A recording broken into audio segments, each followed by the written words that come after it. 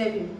16 जानेवारी रोजी वंचित बहुजन आघाडीचे राष्ट्रीय अध्यक्ष ॲडव्होकेट बाळासाहेब आंबेडकर यांनी सगळ्या विरोधी पक्षांना एक पत्र लिहिलेलं आहे.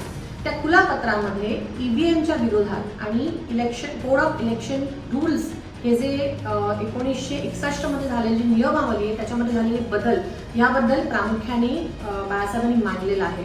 नुकत्याच महाराष्ट्रामध्ये विधानसभा निवडणुका झाल्या आणि ईव्हीएम वरती अनेक ठिकाणी प्रश्न उठवले गेले. दोन मुद्दे याच्यामध्ये महत्त्वाचे. एक म्हणजे डेटा. 20 नोव्हेंबर रोजी निवडणूक आयोगाने इलेक्शन झाल्यानंतर 5 वाजता जी आकडेवारी सांगितली त्याच्यामध्ये असं सांगितलं गेलं की 58.22% एवढं मतदान झालंय आणि 23 नोव्हेंबरला म्हणजे मतदानाच्या एक दिवस आधी तो आकडा वाढवून सांगण्यात आला की 66.05% म्हणजे 7.5% अधिक मतदान हे तिथे जोडलं गेलं. हे फक्त मतदान टक्क्यामध्ये बघू नका, आपण जर मतांमध्ये बघितलं तर तब्बल 75,97,000 मतं इथे वाढलेली दिसतात.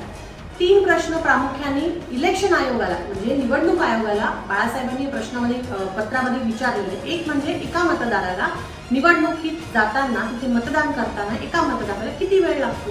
दुसरा प्रश्न त्यांनी जो विचारलाय की जिल्हा निवडणूक अधिकारी आणि रिटर्निंग ऑफिसर यांनी मतदानाच्या दिवशी संध्याकाळी 5 आणि 6च्या मध्ये जे मतदान झालं त्याची काही आकडेवारी रेकॉर्ड केलेली आहे का, असेल तर ती आकडेवारी त्यांनी जनतेपुढे ठेवावी.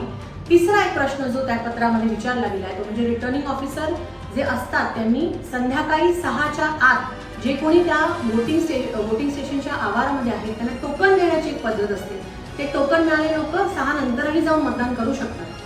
महाराष्ट्राच्या सगळ्या पोलिंग बूथवरती एकूण किती टोकन वाटले गेले याचा काही तपशील निवडणूक आयोग देते का, असाही प्रश्न बाळासाहेबांनी त्या पत्रामध्ये विचारलेला आहे. तुम्ही सगळ्यांनी विचार करण्याची गोष्ट आहे की फॉर्म 17 बद्दलची जी संदिग्धता आहे ज्याच्यामध्ये निवडणूक आयोग कुठलाच डेटा द्यायला तयार नाही, त्या सगळ्या प्रश्नांना घेऊन हे पत्र बाळासाहेबांनी लिहिलेलं आहे. नुकताच कोड ऑफ इलेक्शन रूल्स मध्ये पण काही बदल केले गेले आणि ते बदल असे आहेत की निवडणूक संदर्भातले सगळेच दस्तऐवज डॉक्युमेंट्स हे सार्वजनिक करता येणार नाही. त्यामुळे निवडणूक आयोगाने किंवा सरकारने हे सांगितलं पाहिजे की निवडणुकीच्या सगळ्या पारदर्शक प्रक्रियेमध्ये असं लपवण्यासारखं काय आहे. सगळ्या विरोधी पक्षनेत्यांनी सगळ्या विरोधी पक्षातल्या सगळ्या पक्षांनी हे विचार करण्याची गरज आहे आणि जे आवाहन बाळासाहेबांनी केलेलं आहे की आपले सगळे राजकीय मतभेद विचार मतभेद बाजूला ठेवून ईव्हीएमच्या विरोधातली लढाई ही आपल्याला एकत्र लढायला लागणार आहे. आपण बघूया की हे सगळे राजकीय पक्ष याला काय प्रतिसाद देतात. धन्यवाद. जय भीम, जय शिवराय.